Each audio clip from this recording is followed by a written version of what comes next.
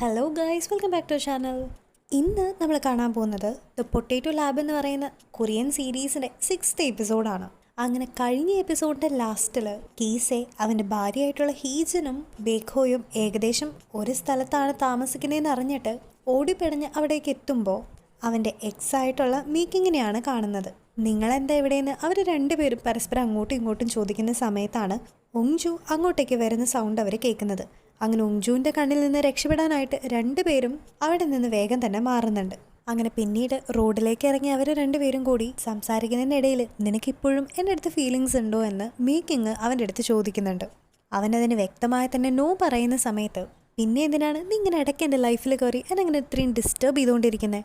ഇപ്പം തന്നെ കണ്ടില്ലേ ഈ പാതിരാത്രി എന്തിനാ വെറുതെ എൻ്റെ വീട്ടിലൊക്കെ കയറി വന്നേന്ന് അവൻ ചോദിക്കുമ്പോൾ അപ്പോൾ നീ ഇവിടെയാണോ താമസം? അല്ല, ഇവിടെ തന്നെയല്ലേ ബേഖോയും താമസിക്കുന്നതെന്ന് അവൻ ചോദിക്കുന്നുണ്ട്. മാത്രമല്ല അവൻ ഇപ്പം വന്നിരിക്കുന്നത് അവൻ്റെ എക്സ് വൈഫായിട്ടുള്ള ഹീജനെ കാണാനാണെന്ന് പറയും മുമ്പ് തന്നെ അതിനി ഇവരുടെ മുമ്പിൽ വെച്ച് പറയണ്ടെന്ന് കരുതി ബേഖോനെ കാണാൻ വേണ്ടിയിട്ടാണ് അവൻ വന്നതെന്നാണ് അവൻ മീക്കിങ്ങിൻ്റെ അടുത്ത് പറയുന്നത്. ഇതേ സമയം മീക്കിങ് ആകട്ടെ ഇനി എന്തായാലും നാളെ കാണാം, കാരണം ബേഖോയ്ക്ക് നേരത്തെ തന്നെ കിടക്കണം, ഈ നേരത്തെ ഡിസ്റ്റർബൻസ് ഒന്നും പാടില്ല എന്ന് അവൾ പറയുമ്പോൾ ഇങ്ങനെയുള്ള അവൻ്റെ കാര്യങ്ങൾ പോലും മനസ്സിലാക്കാനായിട്ട് നീയും അവനും തമ്മിൽ എന്താ ബന്ധം എന്ന് തിരിച്ച് അവൻ അവളുടെ അടുത്ത് ചോദിക്കുന്നുണ്ട്. മാത്രമല്ല അവൻ്റെ കയ്യിലുള്ള ക്യാഷൊക്കെ വെച്ച് അവന് വേണമെങ്കിൽ പ്രൈവറ്റായിട്ട് ഒരു ഫാൻസി റിസോർട്ടിൽ വരെ സ്റ്റേ ചെയ്യാം.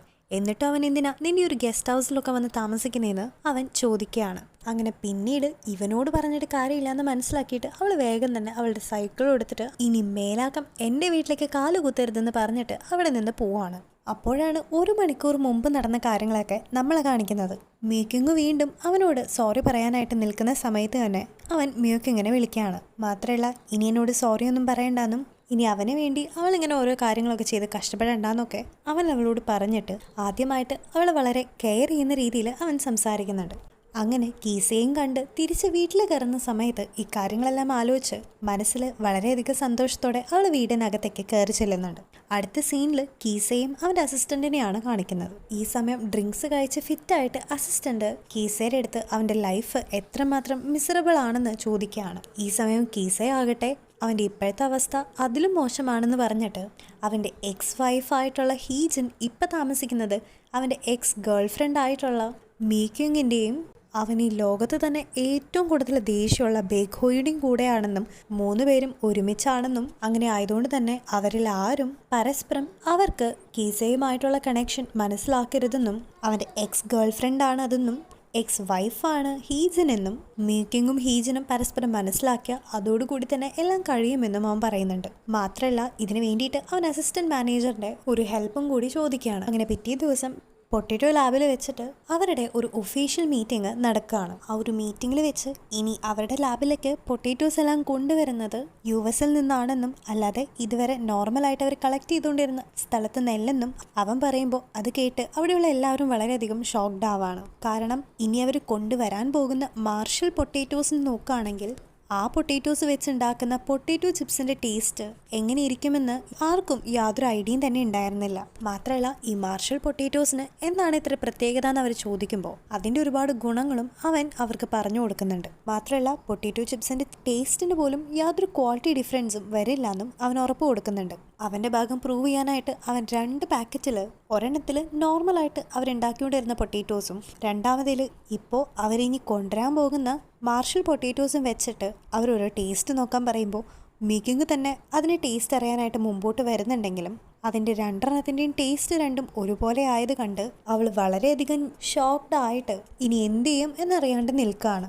കാരണം ഇപ്പോൾ അവൻ പറഞ്ഞ പോലെ അവർ പൊട്ടേറ്റോസിനെ വേറെ സ്ഥലങ്ങളിൽ നിന്ന് ഇമ്പോർട്ട് ചെയ്ത് കൊണ്ടുവരാണെങ്കിൽ പിന്നെ അവരെ പോലെയുള്ള പൊട്ടേറ്റോ റിസർച്ചേഴ്സിൻ്റെ ആവശ്യം ശരിക്കും ഈ ഒരു കമ്പനിക്ക് ഉണ്ടോ എന്നും ശരിക്കും നമ്മുടെ ലാബ് ഉണ്ടാക്കിയെടുത്തൊരു വെറൈറ്റീനെയല്ലേ നമ്മൾ അങ്ങനെ കൊണ്ടുവരേണ്ടതെന്നും അവൾ അവളുടെ ഒരു സീനിയറിൻ്റെ അടുത്ത് പറഞ്ഞുകൊണ്ടിരിക്കുമ്പോഴാണ് അവൾക്ക് പെട്ടെന്ന് ഒരു ഐഡിയ തോന്നുന്നത്. വേഗം തന്നെ അവൾ അവളുടെ ലാബിലേക്ക് പോയിട്ട് ആ പൊട്ടേറ്റോ ലാബിലെ റിസർച്ചേഴ്സ് എല്ലാവരും കൂടി ഉണ്ടാക്കിയെടുത്ത ഒരു പുതിയ വെറൈറ്റി മാരു എന്ന് പറയുന്ന ഒരു പൊട്ടേറ്റോനെ ബേഖോയ്ക്ക് കാണിച്ചു കൊടുത്തിട്ട് നിങ്ങൾ പറഞ്ഞ പോലെ ഇമ്പോർട്ടഡ് ആയിട്ടുള്ള പൊട്ടേറ്റോസിന് പകരം ഈ മാരുവിൽ നിന്ന് നമുക്ക് പുതിയതായിട്ട് പൊട്ടേറ്റോ ചിപ്സ് ഉണ്ടാക്കിയെടുത്താലോ എന്ന് അവൾ ചോദിക്കുന്നുണ്ട്.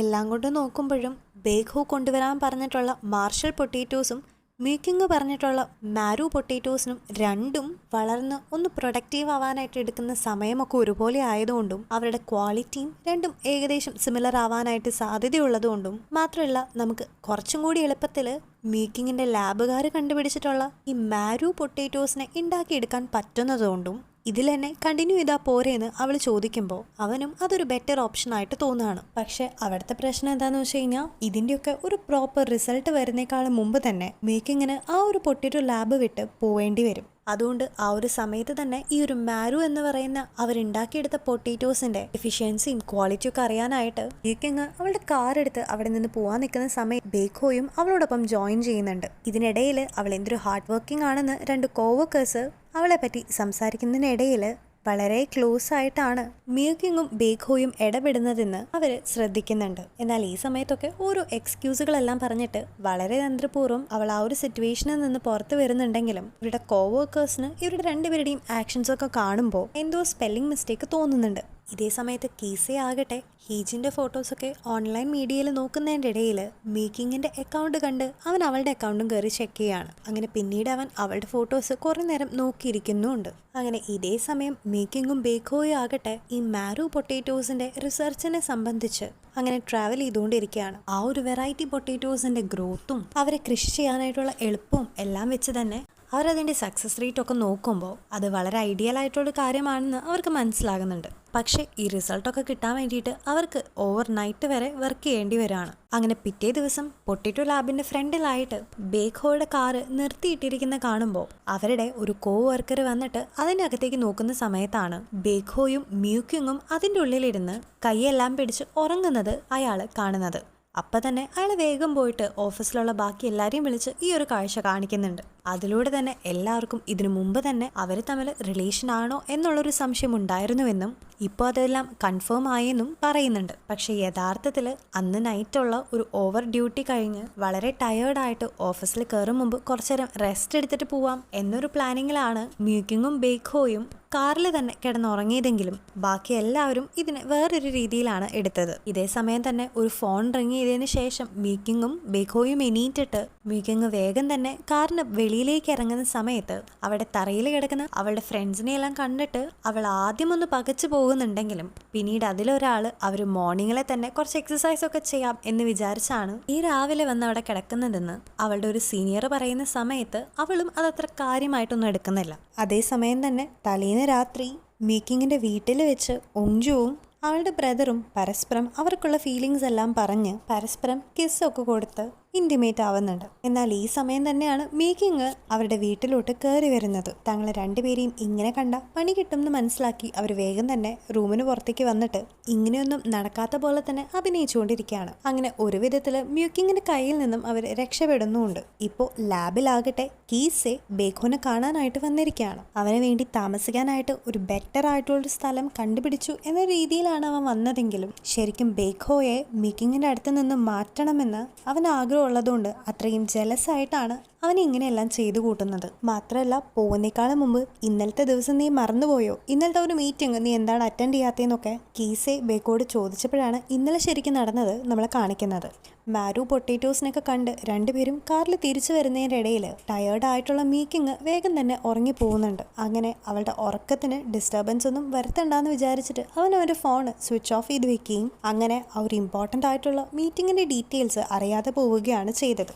അങ്ങനെ അന്ന് രാത്രി മേക്കിങ് ബേഖോയ്ക്ക് മെസ്സേജ് അയക്കുന്ന സമയത്ത് അവൻ അവളെ ടോട്ടലി ഇഗ്നോർ ചെയ്ത് പോവാണ്. അവൾക്ക് ഇമ്പോർട്ടൻ്റ് ആയിട്ടുള്ള ഒരു കാര്യം പറയാനുണ്ടെന്ന് പറഞ്ഞ് അവൾ അവൻ്റെ വീട്ടിലേക്ക് വരുമ്പോഴും അവളെ അവൻ വീണ്ടും ഇഗ്നോർ ചെയ്യാണ്. അങ്ങനെ ഇതെല്ലാം കണ്ട് വളരെ ബാഡായിട്ട് ഫീൽ ചെയ്തിട്ട് മേക്കിങ് അവളുടെ റൂമിലോട്ട് പോകുന്നുണ്ട്. അങ്ങനെ പിറ്റേ ദിവസം വോൺഹാനിൽ വെച്ചിട്ടുള്ള ഒരു മീറ്റിങ്ങിനിടയിൽ ബേഖോ മേക്കിങ്ങിനെ കാര്യമായിട്ടൊന്നും മൈൻഡ് ചെയ്യാതെ കാണുന്ന അവൾക്ക് വളരെയധികം വിഷമം തോന്നുന്നുണ്ട്. അങ്ങനെ മീറ്റിംഗ് എല്ലാം കഴിഞ്ഞ് അവൾ ഫുഡ് കഴിക്കാൻ പോകുന്ന സമയത്ത് അവിടെ ഇരിക്കുന്ന എല്ലാവരും തന്നെ അവളെ തിരിച്ചറിഞ്ഞ് അവൾ കീസയുടെ എക്സ് ഗേൾ ഫ്രണ്ട് ആണെന്നും അവരുടെ റിലേഷനെ കുറിച്ചിട്ടുള്ള കുറേ റൂമേഴ്സ് എല്ലാം അങ്ങനെ പരന്നുകൊണ്ടിരിക്കുകയാണ്. അങ്ങനെ ഇതെല്ലാം കണ്ട് വളരെയധികം അൺകംഫർട്ടബിൾ ആയിട്ട് അവൾ അവിടെ നിന്ന് എഴുന്നേറ്റ് പുറത്തേക്ക് പോവാണ്.